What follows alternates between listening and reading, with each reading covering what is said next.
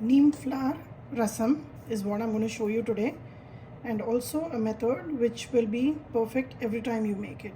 Let me show you Vepampoo rasam in my style, and it took me only about 15 minutes to make this. Many people are saying that rasam is not coming the way I make it.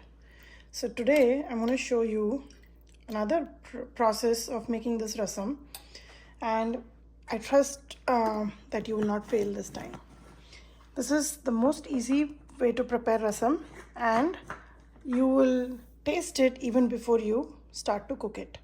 And I can definitely bet on it that you will definitely come up with a great rasam.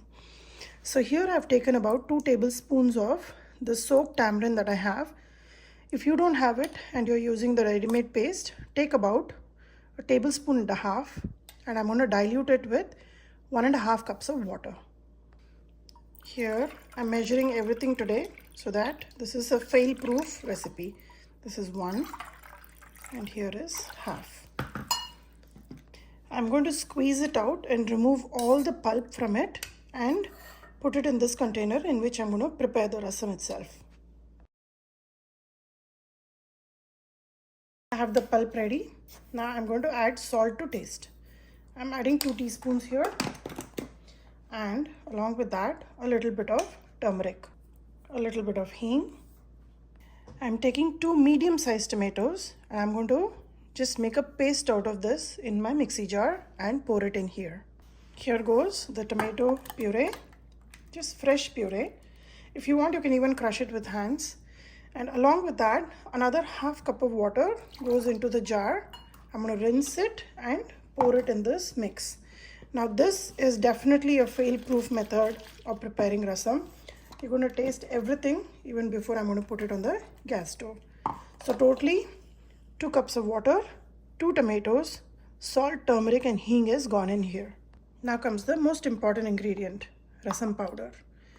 2 teaspoons of rasam powder goes in there and mix it well.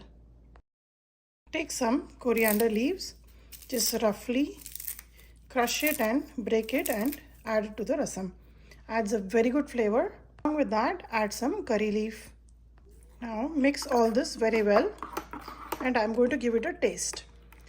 Now here it should be a good balance of sourness and salt, and that is totally customized based on how you like it. If you have tasted the rasam I've made, then you would know what the taste end result should be.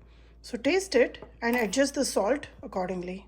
I've tasted and it is just perfect. I added a little bit of salt because we are going to eat it with rice, and I don't add salt to the rice when I cook them. So the rasam should be a tad bit more salty so that when you mix it with rice, it'll be perfect. So right now I've adjusted the seasoning and it's perfect, good to go. Now here is where the variation starts. If you want to make it as a garlic rasam, I want you to crush a few pieces of garlic and put it in here. If you want to make ginger rasam, crush some ginger, add it in here. Or unlike today, I'm going to make Vepampoo rasam. Vepampoo is nothing but neem flowers. I'm going to tag a picture of it so you know what I'm making. So now this is your basic rasam. This is ready to go on the gas stove. Once it's on the stove top, turn on the gas and keep it at the lowest setting possible. Now rasam should never boil, so make sure on that. Keep it at the lowest setting, cover it, and when it comes to a boil, it should not have a rolling boil, it should just foam up on top. At that time, I will add half more cup of water and stop the cooking. Now let's focus on the flavor that I'm going to add to the rasam today. These are neem flowers and I usually source it from India, and these are sun-dried. They don't have any dust in them, and I've been storing them and I use it sparingly. Now the best way to use it is to roast them in a spoon of ghee and keep it in an airtight container. I normally roast it only when I have to use it. I don't roast it otherwise. So this is about 2 tablespoons. It looks a lot, but it's just 2 tablespoons. It's very delicate, and I'll tag a picture of how it looks.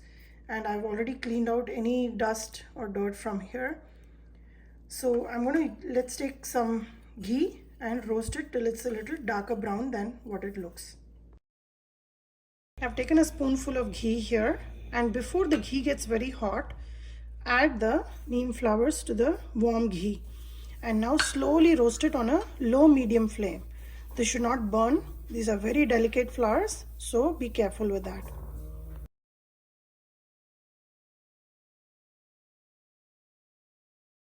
If you notice, the neem flowers are getting nicely roasted and it's becoming darker in color. So never allow it to become very dark, otherwise it will become very bitter and it won't be appetizing.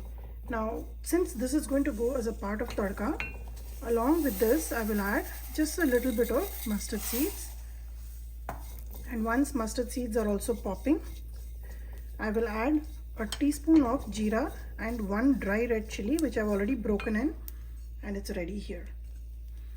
So you can hear the little popping here, and the neem flowers have a very beautiful fragrance. Only when you try it you'll know what I'm saying. So just roast it like so, and then add the jeera and red chilies. So this is the tadka which is ready for rasam. So turn off the gas. In the heat of the kadai, the jeera and red chilies will roast away. I'm also going to add some curry leaf here. Here goes some curry leaf. And this is a very fragrant tadka. I don't add any hing here. I've already added it in the rasam. And this is ready. So this process needs to be done very slowly on a low flame, and make sure you don't burn the neem flowers. So I'm going to let it be. It can stay in the kadai, it won't burn. Just move it away from the hot stove. On the other side, rasam has been under the lid for about 4 minutes now. Just give it a little bit of a mix and again cover it. We just want to make sure the tomatoes are well cooked.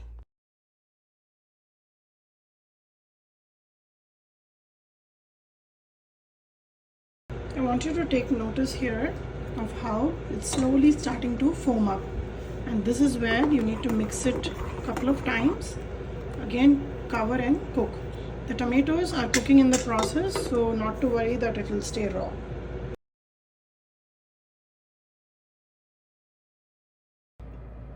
Now you can see that there's a nice big foam that is formed on top. Just mix it to break the boiling. And here the rasam is as it is ready. So if you want to just leave it as a tomato rasam, this is good to go. You just have to add half a cup of water and just turn it off. Put some tadka with ghee. Now because I'm making the neem flour, I'm going to add the tadka which we prepared. Here it goes. And this will flavor up with the hot rasam that we have here. So just mix it.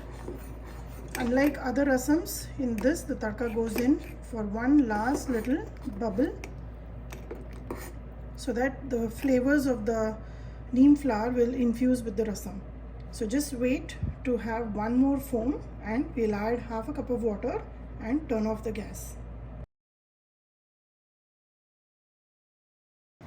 Just within few minutes you will start seeing that the rasam is coming again to a rolling boil. Here I want you to give it a mix to break the boil. Add half a cup of water and turn off the gas. Along with that, because it's winter, add about 1/4 teaspoon of black pepper powder. This rasam is extremely therapeutic, especially when you're recovering from a cold, cough or fever, any kind of infection. Neem flour has a lot of health benefits. I'm sure you can search it up on the internet. But this is a very, very flavorful rasam, something very different which is not known much to the other side of the world. So give this recipe a try, like and subscribe my channel, and let me know how this turned out for you. This is a fail-proof rasam.